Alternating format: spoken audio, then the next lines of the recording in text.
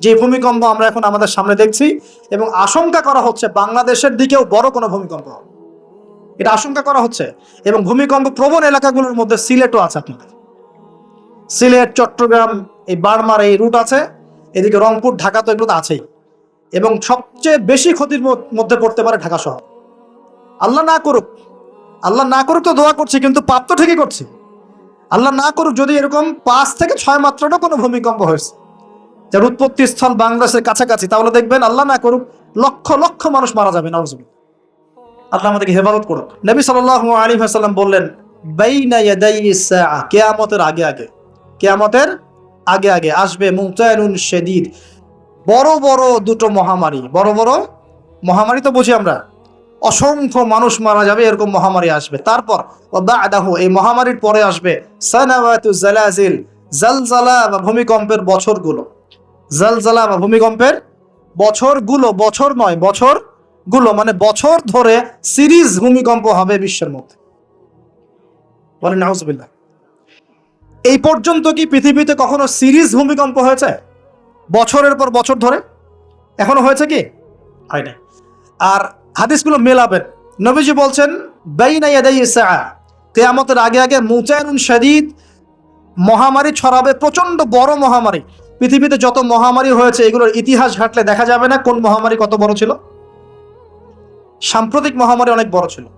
সাম্প্রতিক যে মহামারী চলে গেল, এটা পৃথিবীর অন্যতম বড় একটা মহামারী। আমি বলতে পারবো না যে এটাই সেই মহামারী যার কথা নবীজি বলছেন হাদিসে, এমনটা আমি বলতে পারবো না, কেউই বলতে পারবে না। কিন্তু হতেও তো পারে, পারে না? হতে পারে। তবে নবীজি স্পষ্ট বলছেন বাদাহু, মহামারীর পরে আসবে সানাওয়াতু জালাজিল, জালজালার বছরগুলো, সিরিজ ভূমিকম্প হবে বছর জুড়ে। বলি নাউজুবিল্লাহ। কেন হবে? নবীজি বলছেন লা তাকুমুস সাআ, কিয়ামত হবে না হাত্তা ইউকবাদাল ইলম, যতক্ষণ পর্যন্ত না জ্ঞান উঠে যায়। এখন জ্ঞান উঠে যাচ্ছে না, কোরআন সুন্নাহর জ্ঞানকে মানুষ পরোয়াই করে না। মানুষ এখন বস্তুবাদী জ্ঞানকে বেশি প্রাধান্য দেয়, কোরআন সুন্নাহর জ্ঞানকে খুব কম মানুষই প্রাধান্য দিচ্ছে। বেশিরভাগ মানুষ বস্তুবাদী শিক্ষাকে প্রাধান্য দেয়। ইউকবাদুল ইলম, জ্ঞানকে কবজ করে নেওয়া হবে। নবীজি বলছেন এরপর কি হবে? ওয়া তাকসুরা জালাজিল, বেশি বেশি ভূমিকম্প হবে। ওয়া ইয়াতাকারাবু জামান, সময় সংক্ষিপ্ত হয়ে আসবে। এখানে অ্যামেজিং বিষয় হচ্ছে কি, প্রত্যেক ভূমিকম্পের সাথে সময় একটু একটু করে সংক্ষিপ্ত হয়।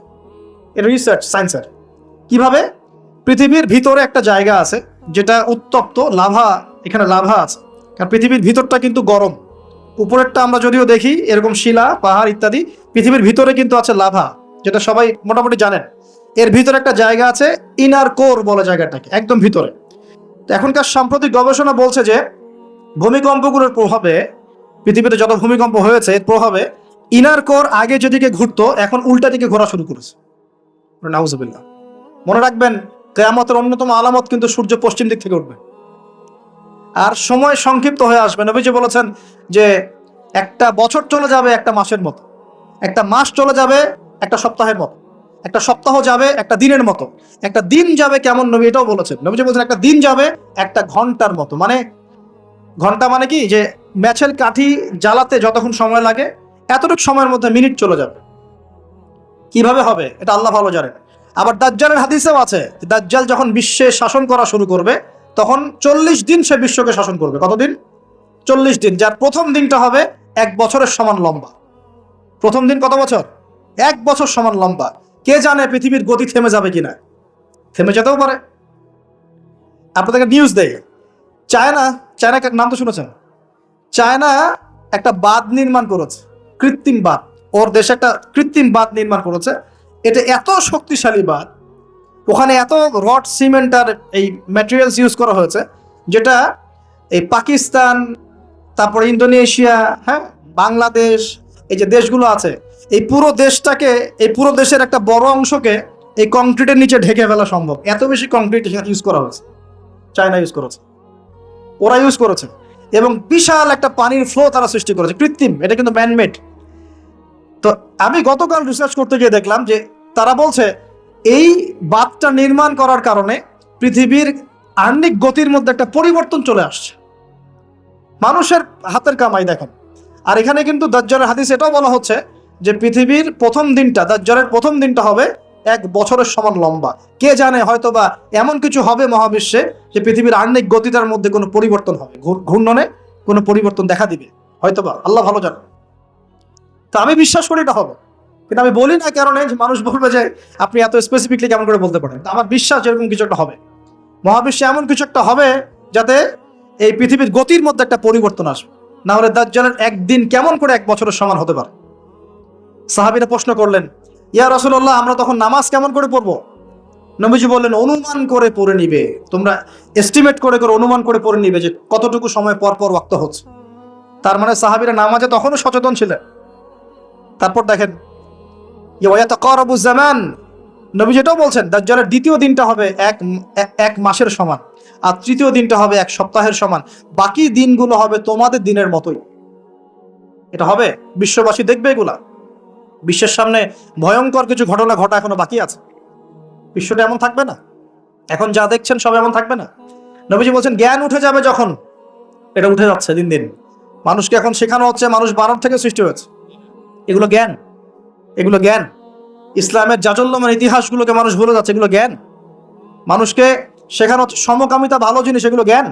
সমকামিতা ভালো জিনিস, এটা ব্যক্তি স্বাধীনতা। শেখানো হচ্ছে মানুষকে যে পর্দা এগুলো কুসংস্কার, পর্দা কি কুসংস্কার, এগুলো জ্ঞান। জ্ঞান কাকে বলে? ওয়ায়ুকবাদুল ইলম, মানে জ্ঞান উঠে যাচ্ছে, কবজ করে নেওয়া হচ্ছে। আর দেখেন আরেকটা হাদিস আসছে, আল্লাহ পাক কিন্তু কোরআন হাদিসকে তুলে নেবেন না। একটা হাদিসে আসছে আল্লাহ পাক কোরআন হাদিসকে তুলে নেবেন না, কিন্তু আলেমদের মৃত্যু হবে বেশি বেশি। আলেমদের জান কবজ করার মধ্য দিয়ে আল্লাহ পাক জ্ঞান উঠিয়ে নেবেন। একটু দেখেন না কয়জন আলেম আছে মাঠে, দেখেন তো কয়জন আলেম। আলেম তো অনেকেই আছে আলহামদুলিল্লাহ, কিন্তু বরেণ্য ওলামা যাদের কথা হাজার লক্ষ কোটি মানুষ শোনে, এমন আলেম কয়জন আছে দেখেন। আস্তে আস্তে প্রবীণ আলেমরা সব চলে যাচ্ছে। আর যে প্রজন্ম আমরা তৈরি করছি, এই প্রজন্মের কতজন ইলম অর্জন করে ওই চ্যালেঞ্জ বুকে নিয়ে জাতিকে সংস্কারের জন্য নেমেছে দেখেন একটু। আমাদের দুনিয়া পেয়ে বসেছে। আমাদের চিন্তা হচ্ছে মসজিদ ইমামতি নিয়ে, একটা তারাবি পড়াবো, ইমামতি করবো, একটা মাদ্রাসার মুহতামিম হবো। এতটুকুই আমার চিন্তা স্বপ্ন কেন? স্বপ্ন থাকতে হবে যে আমি আমার জ্ঞান দিয়ে উম্মাকে পরিবর্তন করবো ইনশাআল্লাহ, এবং আল্লাহর জমিনে আল্লাহর দিন প্রতিষ্ঠা করে ছাড়বো ইনশাআল্লাহ। এরকম চ্যালেঞ্জ নেওয়ার মানসিকতা আছে কয়জনের, খেয়াল করে দেখেন। আর হিউজ এই যুব সমাজ যারা জেনারেল লাইনে পড়ছে, তাদের মধ্যে কয়জন আলেম হচ্ছে একটু চিন্তা করো। আর যারা 2-1 উঠে আসার সুযোগ পাচ্ছে, তাদেরকে আবার মানুষ বুক ভরে রিসিভ করছে না, তারা হেল্প পাচ্ছে না, সহযোগিতা পাচ্ছে না, বরং হিংসার শিকার হচ্ছে, বিদ্বেষের শিকার হচ্ছে, আগ্রহ হারিয়ে ফেলছে। আমি এখানে এসে কি করবো, আমাকে তো বুকে টেনে নেয় আর কেউ নেয়, এমন মনে হচ্ছে মানুষের কাছে। তো জ্ঞান উঠে যাবে, কিন্তু শুধু কোরআন সুন্নাহ আল্লাহ পাক তুলে নেবেন না, এমনটা আল্লাহ পাক বলেন নাই। আল্লাহ বলেছেন, তার নবীর মাধ্যমে জানিয়েছেন যে আলেমদের মৃত্যু হবে, সংখ্যা কমে যাবে। সংখ্যা বেড়েছে না কমেছে? আমরা এখন আলেম হই নাই, যে শব্দগুলো আমাদের সামনে ইউজ করা হয় কসম আল্লাহর, এগুলোর সাথে আমাদের কোনো সম্পর্ক। এখন আমরা শুধু তালেবে ইলম আছি। আর আমি দোয়া করি আমি তালেবে ইলম অবস্থায় থাকতে চাই, কারণ জ্ঞানের কোনো শেষ নাই। দোলনা থেকে কবর, জ্ঞান অর্জন করতেই থাকতে হবে। নবী মুসা আলাইহিস সালাম পর্যন্ত জ্ঞান অর্জন করতে গিয়েছেন খিজিরের কাছে আলাইহিস সালাম, জান নাই? নবী মুসা আলাইহিস সালাম বলছেন আমি সবচেয়ে জ্ঞানী মানুষ, আল্লাহ পাক বলছেন না, তুমি সবচেয়ে জ্ঞানী মানুষ না, ওই যে আমার বান্দা খিজির, ও জ্ঞানী মানুষ। তখন তিনি বলছেন আমি তার সাথে দেখা করতে চাই, জ্ঞান শিখতে চাই।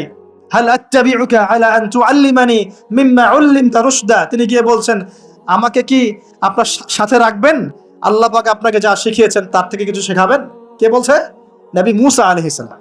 তো নবী মুসা আলাইহিস সালাম তালেবে ইলম হতে পারেন, আর আমরা কি বিয়া হয়ে গেছি নাকি?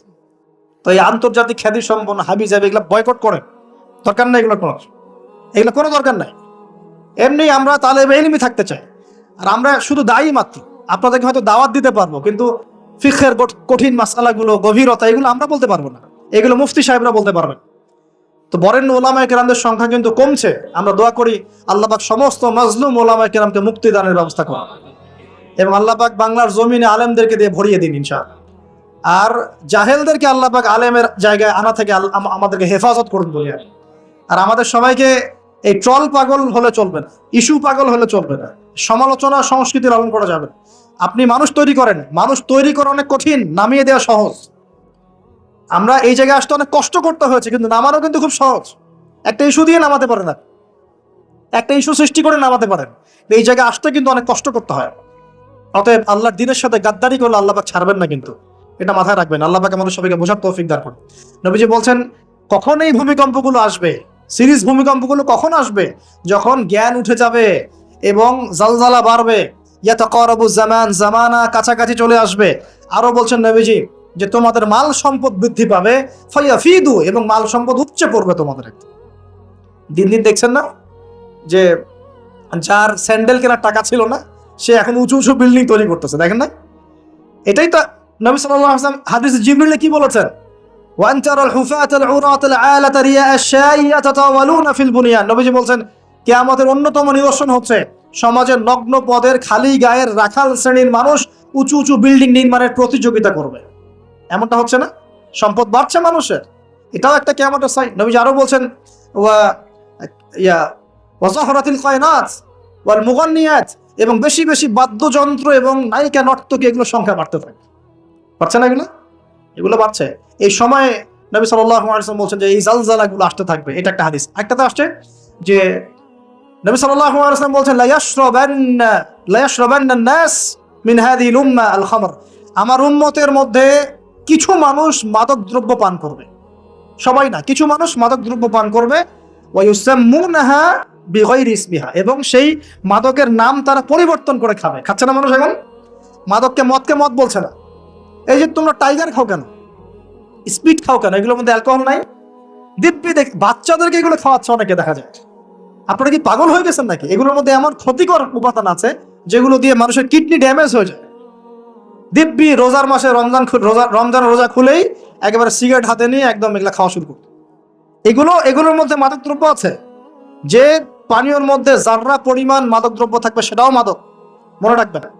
স্মোক করো, স্মোকটাকে অনেকে মাদক মনে করে না, তাই না? স্মোকিংটাকে অনেকে মাদক মনে করে না, মনে করে মাকরু মনে হয়। মাকরু মানে কি? মাকরু মানে কি ভালো? মাকরু মানে কি? মাকরু মানে কি? কোরআনে সূরা বানু ইসরাঈল খুলে দেখেন, বড় বড় কিছু পাপের কথা মেনশন করে আল্লাহ পাক বলছেন এই পাপগুলো ছেড়ে দাও, এই পাপগুলো আল্লাহর কাছে মাকরু, এই পাপগুলো আল্লাহর কাছে অপছন্দের পাপ। এটা কি মাকরু মানে কি জায়েজ করে নেওয়া? সিগারেট খাওয়া বন্ধ করেন, ওয়াদা করেন আমার সাথে যে আজকে থেকে কোনোদিন সিগারেটে হাত দিবেন ইনশাআল্লাহ।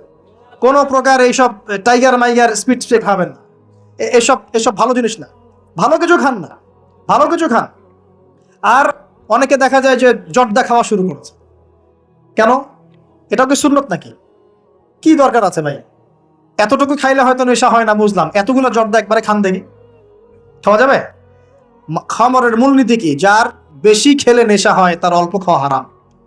মনে করেন এখানে যতটুকু পানি আছে এতটুকু খেলে, এতটুকু মাদক খেলে কারো নেশা হচ্ছে না, কিন্তু এতটুকু খেলে নেশা হচ্ছে। তার মানে কি এতটুকু খাওয়া জায়েজ, এতটুকু খাওয়া হারাম, নাকি পুরোটাই হারাম? এটা বোঝার জন্য কি মুফতি হওয়ার দরকার আছে? আপনি বুঝতে পারছেন? অতএব এই যাবতীয় মাদক দ্রব্য থেকে দূরে থাকতে হবে, না হলে ভূমিকম্প আসবে। কিন্তু সমকালীন যে বিষয়গুলো চলছে তার মধ্যে অন্যতম একটা হচ্ছে আল্লাহর গজব, আল্লাহ পাকের পরীক্ষা, আল্লাহ পাকের শাস্তি, আল্লাহর গজব আমরা এখন চোখে দেখতে পাচ্ছি।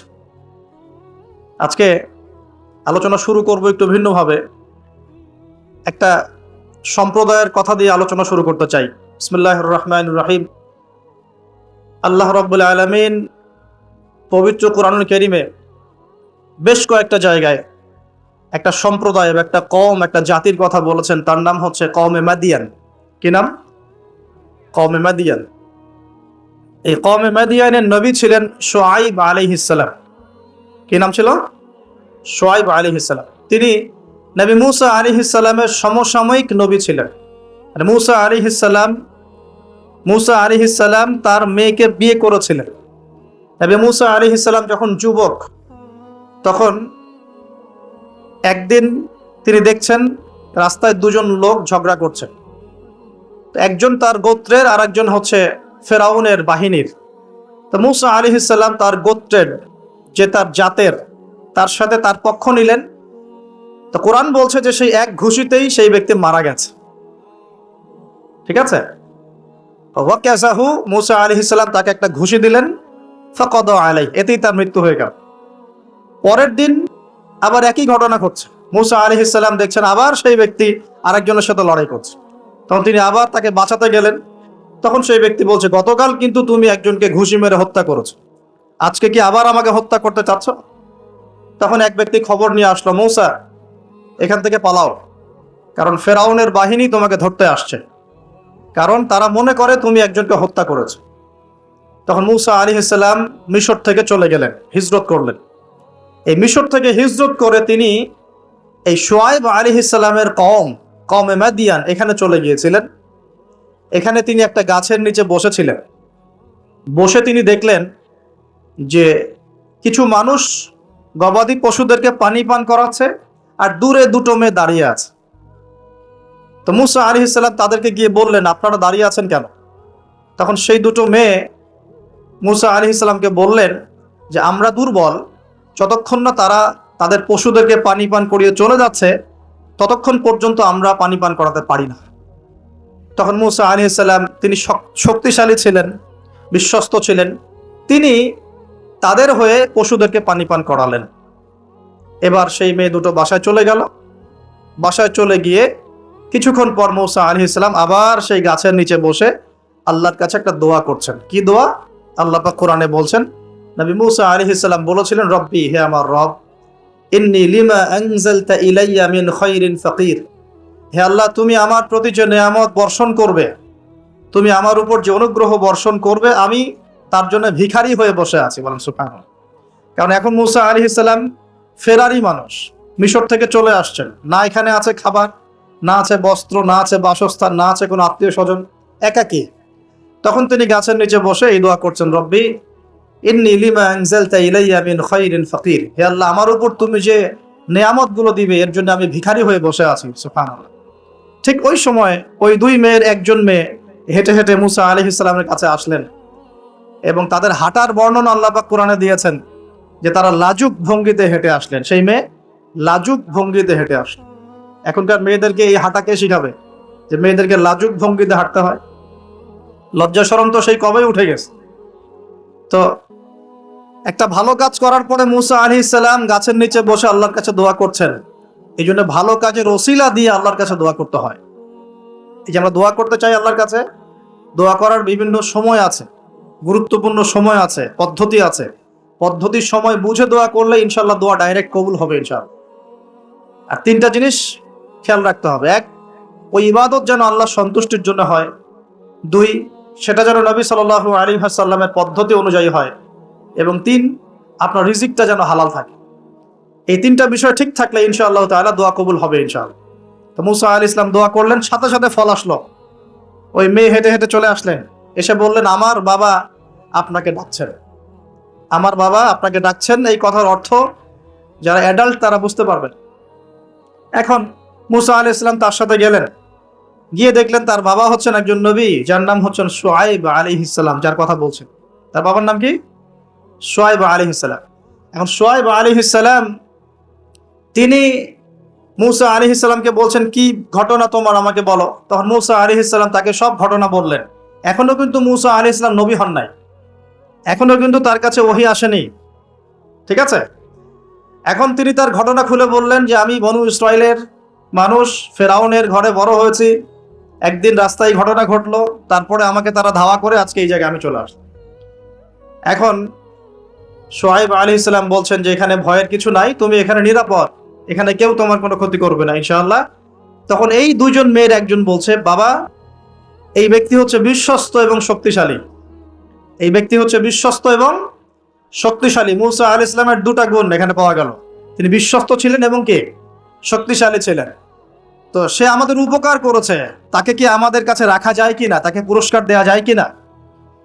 তখন বিচক্ষণ পিতা মেয়ের কথার ইশারা বুঝে ফেললেন। তখন পিতা এই মেয়ের সাথে মুসা আলাইহিস সালামের বিয়ে দিলেন। বলেন সুবহানাল্লাহ। কি শর্তে বিয়ে হলো?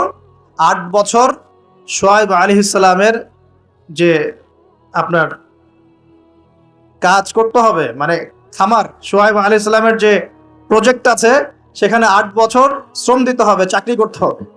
8 বছর দেখাশোনা করতে হবে তার প্রপার্টিস দেখাশোনা করা মানে কি? সব দেখভাল করা, ভালো মন্দ দেখাশোনা করা। তার ছিল ক্ষেত, ছিল জমি জমা, ছিল আপনার গবাদি পশু ছিল, এগুলো দেখাশোনা করতে হবে। তো মুসা আলাইহিস সালামকে শর্ত দিচ্ছেন, 8 বছর আমার এখানে কাজ করতে হবে, আর তুমি যদি 2 বছর বেশি করো, 10 বছর পূর্ণ করতে পারো, এটা তোমার বিষয়।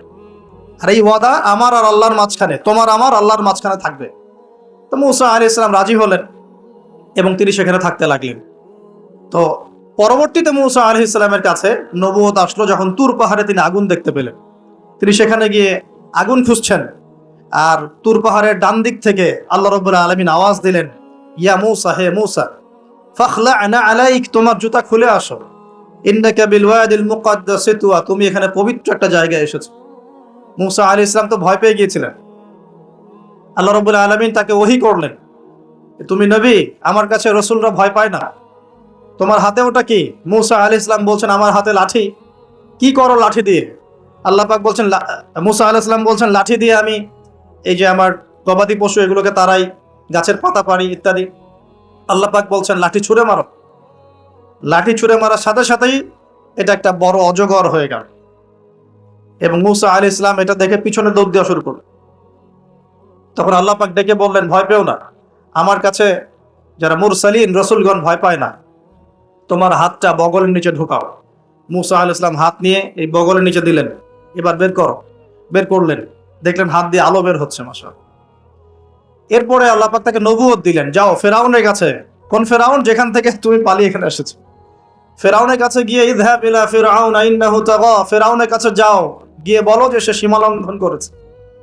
কি সীমা লঙ্ঘন সেটা আমরা পরে দেখবো ইনশাআল্লাহ। আমরা মোটামুটি জানি ফেরাউন সম্পর্কে।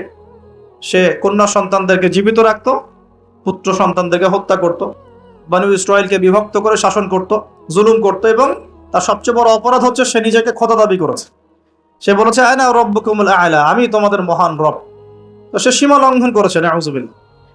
তো আল্লাহ পাক মূসা আলাইহিস সালামকে তার কাছেই পাঠাচ্ছেন, ফেরাউনের কাছে যাও, দাওয়াত পেশ করো। মূসা আলাইহিস সালাম বলছেন, আল্লাহ, আমার তো জিহ্বায় জড়তা আছে। রব্বি ইশরাহ লি সদরি, আল্লাহ আমার বক্ষটাকে প্রশস্ত করে দেন, মানে আমাকে সাহস দেন। ওয়া ইয়াসসির লি আমরি, আমার কাজকে সহজ করেন। ওয়াহলুল উকদাতাম মিন লিসানি, আমার জড়তা, জিহ্বার জড়তাগুলো দূর করে দেন। ইয়াফকাহু কওলি, যাতে মানুষ আমার কথা বুঝতে পারে। আর আমার ভাই হারুন আমার চেয়ে ভালো কথা বলতে পারে। আল্লাহ হারুনকেও নবুয়ত দান করুন। আল্লাহ পাক হারুন আলাইহিস সালামকেও নবুয়ত দান করলেন, এবং দুজনকে বললেন, ইযহাবা ইলা ফিরআউন, তোমরা দুজন এখন ফিরআউনের কাছে যাও। ইন্নাহু তাগা ফাকুলা লাহু কাওলান লাইয়িনা, ফিরআউনের কাছে গিয়ে তার সাথে নম্র ভাষায় কথা বলবে, তাকে আল্লাহর দিকে দাওয়াত দিবে। যদি সে দাওয়াত কবুল না করে তখন তাকে শাস্তির ভয় দেখাবে, এবং সে যদি বিশ্বাস না করে তাহলে অজগর এবং হাতের এই যে মুজেজা, এই মুজেজাগুলো তোমরা দেখাবে। যাই হোক, তো মূসা আলাইহিস সালাম নবুয়ত পেয়েছেন শুআয়ব আলাইহিস সালামের আন্ডারে থাকার সময়। আমি তার কথা বলতে গিয়ে দিকে এসেছি। এই শুআয়ব আলাইহিস সালামের কওম ছিল কওমে মাদিয়ান। কি নাম ভাই? একটু বুঝবেন জিনিসটা। কওমে মাদিয়ান, তো এটা আসহাবুল আইকাও বলা হয়, তাদেরকে আসহাবুল আইকাও বলা হয়, কিন্তু এই জায়গাটার নাম ছিল কওমে মাদিয়ান, মাদিয়ান উপত্যকা। এখন শুআয়ব আলাইহিস সালাম খুব চমৎকার একজন বাগ্মী ছিলেন। বাগ্মী বলতে যিনি খুব সুন্দর করে কথা বলতে পারেন। আছে না এমন কিছু মানুষ সমাজে যারা খুব সুন্দর করে কথা বলতে পারে? তো শুআয়ব আলাইহিস সালাম নবীদের মধ্যে চমৎকার করে কথা বলতে পারতেন, এবং তার সাথে যুক্তি তর্কে কেউ পারত না। তিনি চমৎকার করে যুক্তি তর্ক উপস্থাপন করে সমাজের মানুষকে বোঝাতেন। আলহামদুলিল্লাহ, আমরা দোয়া করে আল্লাহ পাক সেই গুণাবলী আমাদের মধ্যে দান করুক। এখন তার কওমের সমস্যা ছিল কি? এক নাম্বার সমস্যা ছিল, তার কওম আল্লাহর সাথে শিরিক করত। এক নাম্বার কি করতো ভাই? শিরিক মানে হচ্ছে আল্লাহর একত্ববাদের সাথে অংশীদার সাব্যস্ত করা। মনে রাখবেন, তার কওম এক নাম্বার কি অপরাধ করত? শিরিক করত। দুই নাম্বার কুফর, শিরকের সাথে সাথে তারা কুফরি করত। আল্লাহ রাব্বুল আলামিন অনুগ্রহগুলোকে, নেয়ামতগুলোকে অস্বীকার করত। তিন নাম্বার, এই দুটোর পাশাপাশি ওদের অপরাধ ছিল যে তারা মাপে কম দিত। কি করত? মাপে কম দিত। তিন নাম্বার। চার নাম্বার, ওরা অন্যের সম্পদ, মানুষের সম্পদ অন্যায়ভাবে দুই নাম্বারই করে লুটে পুটে খাইত। এই চারটা ছিল ওদের মেজর অপরাধ। কয়টা অপরাধ? এই চারটা মারাত্মক মেজর অপরাধ। এখন আসেন, এদের কি পরিণতি হলো সেটা বলার আগে আমরা এই পাপগুলো নিয়ে একটু আলোচনা করি। এই পাপগুলো নিয়ে একটু আলোচনা করি সংক্ষিপ্ত করে।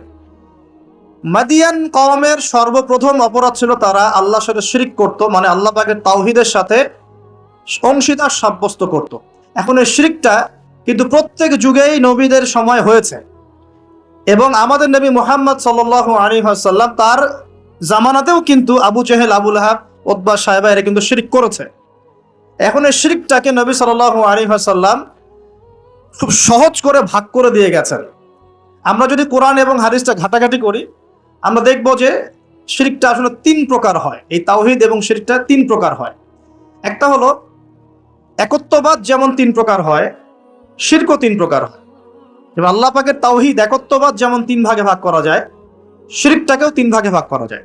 যেমন তাওহীদকে আমরা ভাগ করি একভাবে, তাওহীদে রুবুবিয়্যাত, তাওহীদে উলুহিয়্যাত এবং তাওহীদে আসমা ওয়া সিফাত, এই 3 ভাগে আমরা ভাগ করি।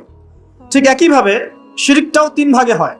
একটা হচ্ছে আশিরকু ফিল আকীদা, বিশ্বাসের মধ্যে শিরক, আশিরকু ফিল আমাল, কাজের মধ্যে শিরক, আশিরকু ফিল লিসান আও আশিরকু বিল কওল, শিরক হচ্ছে আপনার কথার মধ্যে অথবা জবানের মধ্যে, মানে ভাষাগত শিরক, কর্মগত শিরক এবং আকীদাগত শিরক। আমি কি বোঝাতে পারছি? এই 3টা সহজ করে দিলাম। শিরক এরকম 3 ভাগে ভাগ করা যায়। উদাহরণ দিলে পরিষ্কার হবে। যেমন বিশ্বাসগত শিরক, যেমন কোন মানুষ যদি বিশ্বাস করে যে মহাবিশ্বের কোনো স্রষ্টা নাই, এই মহাবিশ্ব এমনি এমনি সৃষ্টি হয়েছে, এটা বিশ্বাসগত শিরক, তাই না? কেউ যদি বিশ্বাস করে যে আল্লাহ এই বিশ্বকে সৃষ্টি করেছেন কিন্তু আল্লাহর পাশাপাশি আরো ইলাহ আছে, নাউজুবিল্লাহ, এটাও হবে বিশ্বাসগত শিরক। কেউ যদি মনে করে যে আল্লাহ পর্যন্ত পৌঁছাতে হলে আমাকে এই যে চন্দ্র, সূর্য, গ্রহ, নক্ষত্র, গাছপালা এগুলোর পূজা করতে হবে, শিরক, এটা হলো বিশ্বাসগত শিরক। ধরেন কেউ যদি মনে করে যে আল্লাহ বলতে কেউ নাই, নাস্তিকতায় বিশ্বাস করে যে কোনো ইলাহ নাই, এই মহাবিশ্ব বিগ ব্যাং থেকে সৃষ্টি হয়েছে, এটাও হবে কি চিন্তাগত, আকীদাগত শিরক। কেউ যদি মনে করে যে আমার ভালো মন্দের মালিক আল্লাহ নয়, ভালো মন্দের মালিক আমি নিজে, কেউ যদি মনে করে, শিরক হবে। কেউ যদি মনে করে তাকদীর বা ভাগ্য বলতে কিচ্ছু নাই, আমি যা করব তাই পাবো, এমন মানুষ নাই, এটাও হবে আকীদাগত শিরক, কারণ আল্লাহ পাক তাকদীর রচনা করেছেন।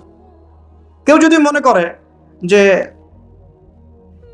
কবরে শায়িত মৃত মানুষ আমাকে পরকালে বাঁচিয়ে দিবে, আমাকে পরকালে পুলসিরাত পার করিয়ে দিবে, বিশ্বাসগত শিরক হয়ে যাবে। কেউ যদি মনে করে যে অমুক ওসিলা মাধ্যম ধরলে আমি সন্তান লাভ করব, এটাও শিরক। সন্তান দেওয়ার মালিককে। কেউ যদি মনে করে আমি পরিশ্রম করি বলেই রিজিক প্রাপ্ত হই, শিরক। আমি পরিশ্রম করি, কাজ করি, ব্যবসা করি, চাকরি করে বলেই 3 বেলা খেতে পারি, শিরক। কে খাওয়ায়? কেউ যদি মনে করে যে আমি খুব রুটিন লাইফ লিড করি, ভালো মন্দ বেঁচে চলি, ভালো ভালো খাই, ব্যায়াম করি, এই কারণে আমি সুস্বাস্থ্যের অধিকারী, শিরক হবে। সুস্বাস্থ্য দিয়েছেন কে? কেউ যদি মনে করে যে আমার হাতে একটা আংটি আছে, এই আংটি খুলে ফেললে আমার রোগ হবে, এটা হবে বিশ্বাসগত শিরক। কেউ যদি মনে করে আংটিটা খুলে ফেললে আমার রোগ বেড়ে যাবে, অথবা আংটি খুলে ফেললে আমি মারা যাব, আমার কোনো ক্ষতি হবে, বিশ্বাসগত শিরক। কেউ যদি মনে করে ভালোগুলো সব আল্লাহর পক্ষ থেকে আসে আর খারাপগুলো শয়তানের পক্ষ থেকে আসে, এটাও শিরক। কারণ ভালো মন্দ দুটোই কার পক্ষ থেকে আসে? আল্লাহর পক্ষ থেকে। চুল আঁচড়াচ্ছেন, চিরুনিটা হাত থেকে পড়ে গেল, কেউ যদি মনে করে এখন মেহমান আসবে বাসায়, এটা হবে একটা শিরকি আকীদা। বাসা থেকে বের হয়েছেন, হঠাৎ করে হোঁচট খেলেন, এই কাপড়টা আটকে গেল, আপনি মনে করছেন হয়তো বাইরে গেলে কোনো অমঙ্গল অকল্যাণ হতে পারে, বিশ্বাস করলেই শিরক। কেউ যদি মনে করে যে রাস্তার পাশে লোক বসে আছে টিয়া পাখি নিয়ে, ও আমার ভাগ্য বলতে পারে, বিশ্বাস করলে শিরক। কেউ যদি পত্রিকা খুলে দেখে রাশি ফলে লেখা আছে তুমি সিংহ রাশি, তোমার আজকের দিনটা এমন যাবে, বিশ্বাস করলে শিরক। কেউ যদি হাত দেখায় জ্যোতিষীকে, দেখিয়ে বলে যে আমার ভবিষ্যৎ বলে দেন, আমার কয়টা বিয়ে হবে, কয়টা বাচ্চা হবে, কেউ যদি বিশ্বাস করে, তাহলে শিরক হবে। এরকম অসংখ্য শিরক হতে পারে, আমি বলে শেষ করতে পারবো না, যেগুলো মানুষের চিন্তার সাথে সম্পৃক্ত। কিসের সাথে সম্পৃক্ত? এই চিন্তার সাথে যে শিরকগুলো সম্পৃক্ত, এগুলোকে আমরা বলি আশিরকু ফিল আকীদা বা বিশ্বাসগত শিরক। আমি কি বুঝাতে পারছি? আমি সহজ করে দিচ্ছি। 2 নাম্বার হচ্ছে আশিরকু ফিল আমাল, কাজের মধ্যে শিরক। কেমন? যেমন আল্লাহ বলেছেন আল্লাহর জন্য নামাজ পড়তে, যদি আমি বা আপনি অন্য কাউকে দেখানোর জন্য নামাজ পড়ি, কি হবে? শিরক হবে। আল্লাহ বলেছেন আল্লাহর সন্তুষ্টির জন্য দিনের জ্ঞান অর্জন করতে, এখন আমি যদি জ্ঞান অর্জন করি এই জন্য যে মানুষ আমাকে অনেক বড় বক্তা বলবে, অনেক বড় আলেম বলবে, মুফতি মুফাসসির বলবে, হ্যাঁ সবাই দাওয়াত করে খাওয়াবে আমাকে, ইত্যাদি ইত্যাদি, দুনিয়ার স্বার্থ থাকলেই এটা শিরক হয়ে যাবে। কি হবে? শিরক হয়ে যাবে। আল্লাহ পাক বলেছেন যে আল্লাহ রাব্বুল আলামিনকে সেজদা করতে, এখন আমরা যদি কোনো জড় পদার্থকে সেজদা করা শুরু করি, কি হবে?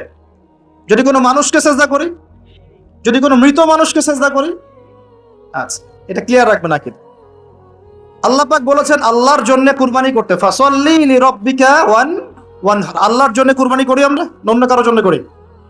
যদি আল্লাহ ছাড়া অন্য কাউকে সন্তুষ্ট করার জন্য কেউ কুরবানি করে, কি হবে? শিরক হবে।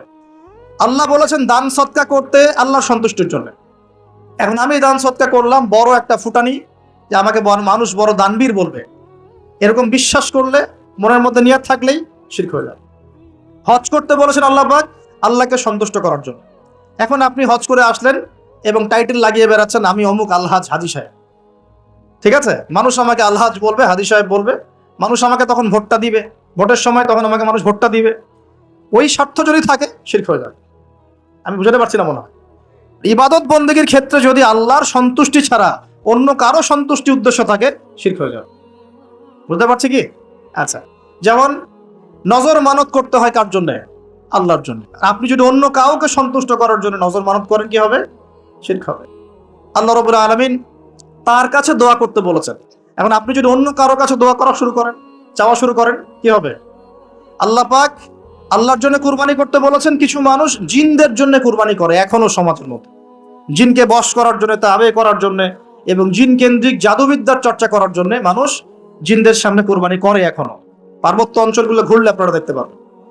এবং মানুষ জাদুবিদ্যার চর্চাও করে। কেউ যদি কুফরি, তন্ত্র মন্ত্র এসব জাদুবিদ্যার চর্চা করে শিরক হয়ে যাবে। এরকম প্রচুর কাজ আছে যেগুলো আমলগত শিরক, কাজগত শিরক। একটা গেল চিন্তাগত শিরক, একটা গেল কি কাজগত, আমলগত শিরক। আরেকটা হতে পারে কথায়, লিসান বা জবানে, আল কওল ফিল কওল, কথা, জবান, এগুলোর মধ্যে শিরক হতে পারে। যেমন এই যে যদি আপনাকে জিজ্ঞাসা করি ভাই কেমন আছেন, তো বললো যে আপনার দোয়ায় ভালো আছে, আপনার দোয়ায় ভালো আছে। যদি বলতেই হয় বলতে হবে আলহামদুলিল্লাহ আপনার দোয়ায় ভালো আছে। আলহামদুলিল্লাহ, আল্লাহর সন্তুষ্টি, আল্লাহর ইচ্ছা, অতঃপর আপনার দোয়ায় ভালো আছে। জিজ্ঞাসা করছি আপনার মা কেমন আছে, যদি কেউ বলে মা খুব অসুস্থ ছিল, ভাগ্যিস একজন ভালো ডাক্তার পেয়েছিলাম, না হলে মাকে বাঁচানো যেত না, কথা বলার সাথে সাথেই শিরক হয়ে গেছে। বুঝতে পারছেন না মনে হয়? কেউ যদি বলে যে আগামীকাল বৃষ্টি হবে, আগামীকাল বৃষ্টি হবে, এখনো কিন্তু বৃষ্টির কোনো আলামত দেখা যাচ্ছে না, এমনি বললো যে আগামীকাল বৃষ্টি হবেই, বলার সাথে সাথে কি হবে? যদি এভাবে বলে যে আকাশে মেঘ দেখা যাচ্ছে, ইনশাআল্লাহ আগামীকাল বৃষ্টি হতে পারে, তাহলে শিরক হবে না, তাহলে শিরক হবে না। আপনি কি করবেন? ইনশাআল্লাহ আমি আগামীকাল এই কাজটা করব, আমি আগামীকাল এই অমুক কাজটা করব, এই কথাটা বললে শিরকের গন্ধ থাকবে। যদি বলেন ইনশাআল্লাহ আমি আগামীকাল এই কাজ করব, তাহলে ঠিক আছে। এরকম অনেক। নাম কি? বলছে আমার নাম শাহিন শাহ। নাম কি? শাহিন শাহ মানে রাজাদের রাজা, রাজাদের রাজা। কে রাজাদের রাজা? নামগত শিরক হয়ে গেছে। অনেক সময় আমরা নাম নিয়ে অনেক মশকরা করি না, বলি যে কি মফিজ, হ্যাঁ, তারপরে অনেক বিভিন্ন নাম বলি, খালেক, এই খালেক, এই মফিজ, এইভাবে নাম ধরে ডাকা যাবে। আপনি সম্মানের সাথে বলতে হবে আব্দুল খালেক। কি বলতে হবে? আব্দুল খালেক। খালেক ও কি সৃষ্টিকর্তা নাকি সৃষ্টিকর্তার বান্দা? কোনটা? এরকম কথায় আমরা প্রচুর শিরক করি। অনেকে তো পলিটিক্যালি বলেন জনগণই সমস্ত ক্ষমতার উৎস, তাই না? এই শব্দ শোনে নাই মনে হয়? জনগণ সমস্ত ক্ষমতার উৎস। আল্লাহ পাক সূরা মুলকে কি বলছেন? তাবারাকাল্লাযী বিয়াদিহিল মুলক, তাবারাকাল্লাযী, বরকতময় সেই সত্তা যার হাতে সমস্ত ক্ষমতা। কুলিল্লাহুম্মা মালিকাল মুলক, মুলকের মালিক কে? রাজত্বের মালিক কে? রাজত্বের মালিক জনগণ না আল্লাহ? যদি আল্লাহ রাব্বুল আলামিনের বিধিবিধানগুলোকে, আল্লাহ পাকের বিধিবিধানগুলোকে কেউ মনে করে যে না এই বিধিবিধানগুলো এখন চলে না, আগে চলতো, এটা বলার সাথে সাথে শিরক হয়ে গেছে। বুঝতে পারছেন না মনে হয়? কেউ যদি এই যে ইসলাম নিয়ে ঠাট্টা মশকরা করে, এই এরা তো মৌলবাদী, এরা তো ধর্মান্ধ লোকজন, এই যে টিটকারি মশকারি, এই টিটকারি মশকরা করার সাথে সাথেই শিরক হয়ে গেছে।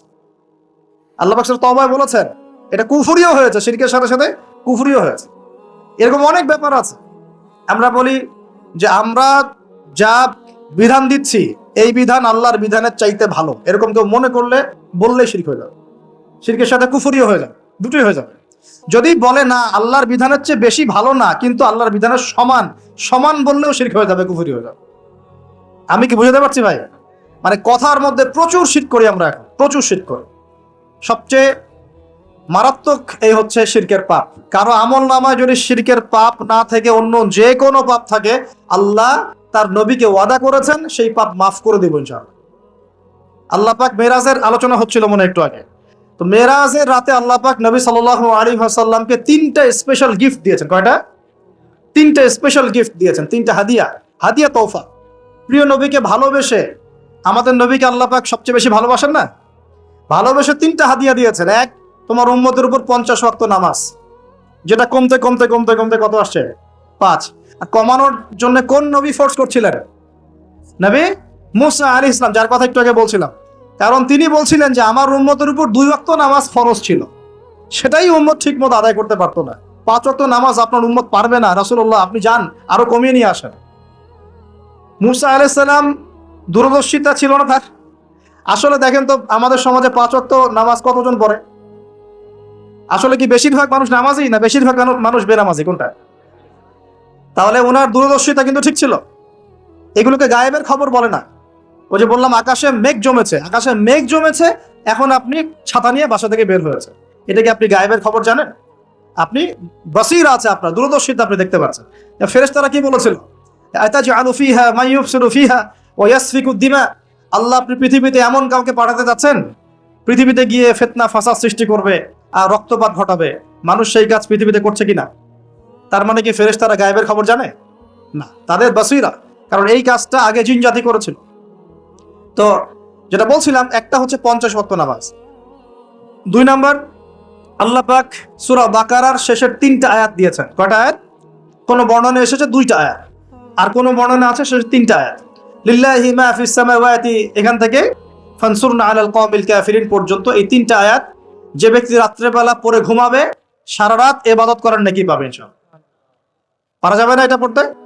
আজকের লেকচার শোনার পরে যতদিন বেঁচে থাকবেন একদিনও এই আয়াতগুলো না পড়ে ঘুমাবেন না ইনশাআল্লাহ। পারবেন তো ইনশাআল্লাহ?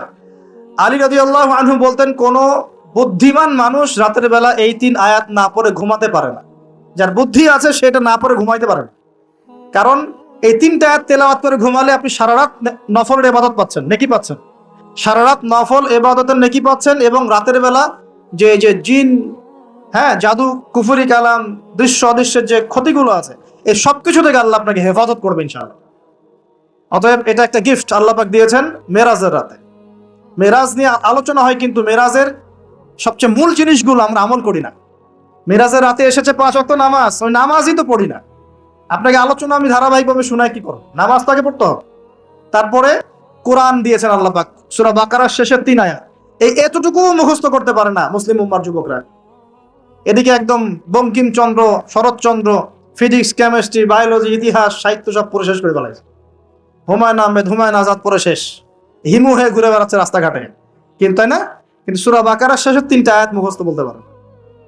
এই জেনারেশন দিয়ে কিছুই হবে না।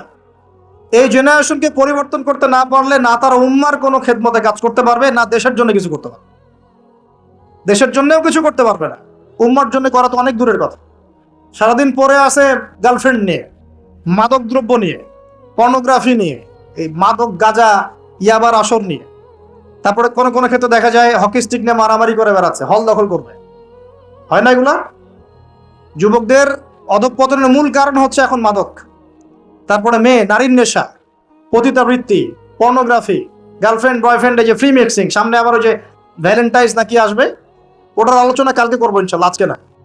তো এগুলো নিয়ে আমাদের যুব সমাজকে ব্যস্ত রাখা হয়েছে, অথচ এই যুবকরা এখন 5 ওয়াক্ত নামাজ, নামাজের হুকুম আহকাম, ওযুর নিয়ম কানুন, ফরজ, ওয়াজিব, সুন্নত, মুস্তাহাব, হ্যাঁ, ফিকহের মাসলা মাসাইল, কোরআন রিডিং পড়তে পারা, এই বেসিক জ্ঞানগুলো পর্যন্ত অর্জন করছে না। তাহলে কি তাদেরকে দিয়ে আমাদের উম্মার অগ্রগতি হবে বলে মনে হয়? হবে। যতদিন পর্যন্ত না তাদেরকে আমরা পরিবর্তন করতে পারছি না, ততদিন হবে না। যদি পরিবর্তন করতে পারি ইনশাআল্লাহ হবে। পরিবর্তন করা যাবে তো ইনশাআল্লাহ? আমরা রাজি আছি তো ইনশাআল্লাহ? যুব সমাজ ওয়াদা করতে পারেন তো ইনশাআল্লাহ যে আমরা সবাই কোরআন পড়া শিখবো, 5 ওয়াক্ত নামাজ পড়বো, মাদকের ধার কাছেও যাব না, এবং এই মেয়েদের পিছনে ঘুরবো না, পর্নোগ্রাফি দেখবো না, ঠিক আছে? এবং পশ্চিমা সংস্কৃতির ধাঁচে আমরা জীবনকে গড়বো না। আফসোস লাগে, প্রায়ই বলি কথাটা, উপর লেভেল থেকে শুরু করে বাথরুমের কমোড পর্যন্ত সবই এখন পশ্চিমাদের অনুকরণে চলছে আর কি। একদম আমাদের নবীজি বলেছেন বাম পায়ে ভর দিয়ে ইস্তেঞ্জা করো। এখন আপনি বাথরুমে যায় কিভাবে করবেন ইস্তেঞ্জা? সব বাথরুম তো ইংলিশ, সব ইংলিশ। মানে এখন আমরা লন্ডন বানাতে চাই সব জায়গায়। যারা আমাদেরকে 200 বছর শাসন করলো, আমরা ওদের সুন্নত নিয়ে পড়ে আছি এখন। 200 বছর শাসন করেছে, লাথি দিয়েছে আমাদের বাবাদের বুকের মধ্যে, আমাদের বাপ দাদাদের বুকে পিঠে পাছায় লাথি মারছে এই ব্রিটিশটাই। আর আমরা ওদেরকে এখন নম করি বসে বসে। চেহারা ওর মতো, চুল কাটছে ওর মতো। সিলেটের আমি বেশি দেখি, চুলের কি কাটিং, সব লন্ডন কাটিং মাশাআল্লাহ। হ্যাঁ, সুন্নত নাই, বাবরি নাই। দেখবেন যে আপনি এদিক ছিলে রেখে দিয়েছে একদম গোল করে ঘুরে মাঝখানে এতটুকু চুল আছে কাটে। এই কাটিং কোত্থেকে আসলো? কোত্থেকে আসলো? কার সুন্নত ফলো করতেছো তোমরা? তোমরা কার সুন্নত ফলো করছো? তোমাদের কি মনে হয় যে নবী সাল্লাল্লাহু আলাইহি ওয়াসাল্লাম আনস্মার্ট মানুষ ছিলেন? আমাদের নবীর সুন্নত হচ্ছে ভালো কোনো সুন্নত হয়? তার রুচিবোধ কি আমাদের চেয়ে উন্নত ছিল না? তিনি সবসময় টিপটাপ পরিপাটি থাকতেন। কাপড় চোপড়, ওঠা বসা, চলাফেরা, কথাবার্তা, আতর সুগন্ধি ব্যবহার করা, তার বসত বাড়ি অলওয়েজ নিট অ্যান্ড ক্লিন, পরিষ্কার। আমাদের খুব দুঃখ লাগে এগুলো দেখলে, যে মুসলিমদের বাথরুমগুলো নোংরা হবে কেন? আর তুহুরু শাতরুল ঈমানই তো বোঝাতে পারলাম না। পবিত্রতা, নিট অ্যান্ড ক্লিন, চকচকা ঝকঝকা থাকবে মুসলিমদের বাড়িঘর, এটা হলো পবিত্রতা, ঈমানের একটা অংশ। ঈমানের অর্ধেকই পবিত্রতা। আমাদের বাড়িঘর, পোশাক পরিচ্ছদ, চেহারা সুরত সব পরিষ্কার থাকতে হবে, এক ঝকঝক করবে। এটা মুসলমানের বাড়ি দেখলে বোঝা যাবে।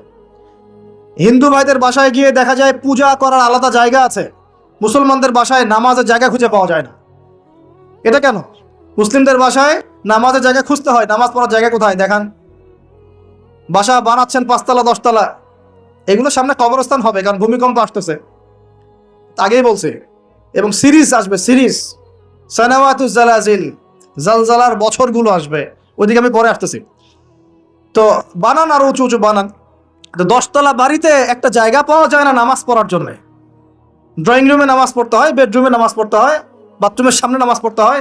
অথচ একটা ছোট্ট হিন্দু ভাইয়ের বাসায় গিয়ে দেখেন তার ইবাদত, তাদের ইবাদত মানে তাদের ভাষায় বলছি, উপাসনা তাদের করা আলাদা জায়গা আছে। দেখেন নাই? তাহলে ধর্মকে কে বেশি শ্রদ্ধা করে? আমার কোনো ফিকির আছে নামাজ নিয়ে? বাড়িতে কাজের বুয়া থাকার জায়গা আছে, নামাজ পড়ার জায়গা। বাড়িতে গোডাউন আছে, গোডাউন রাখার জায়গা। বাড়িতে টয়লেট আছে, 5টা 6টা টয়লেট, সব ইংলিশ, নামাজের জায়গা নেই। তো বাড়ি ঘর বানাবেন, আলাদা করে নামাজের জায়গা করবেন। আজকেই বাসায় গিয়ে বাসায় ঠিক করবেন কোন জায়গা নামাজের, ওই ঘরটা পরিষ্কার থাকবে, আরো বেশি পরিষ্কার থাকবে, আতর খুশবু দেওয়া থাকবে, ওখানে আগর আতর থাকবে, আগর তো জ্বালান আপনারা, একটা আধ্যাত্মিক পরিবেশ থাকবে, ঢুকলেই নামাজ পড়তে ইচ্ছা করবে। আর বাড়ি ঘরের টয়লেট হবে পরিষ্কার পরিচ্ছন্ন। আমাদের মুসলিম জাতি নিট অ্যান্ড ক্লিন, পরিষ্কার জাতি। আমরা সবসময় রাসূল সাল্লাল্লাহু আলাইহি ওয়াসাল্লামের মতো টিপটাপ পরিপাটি থাকবো ইনশাআল্লাহ। পারবো তো ইনশাআল্লাহ? আল্লাহ কবুল করুন, আমিন। রাতের বেলা অবশ্যই সূরা বাকারা শেষের 3 আয়াত পড়তেই হবে, পারা যাবে ইনশাআল্লাহ।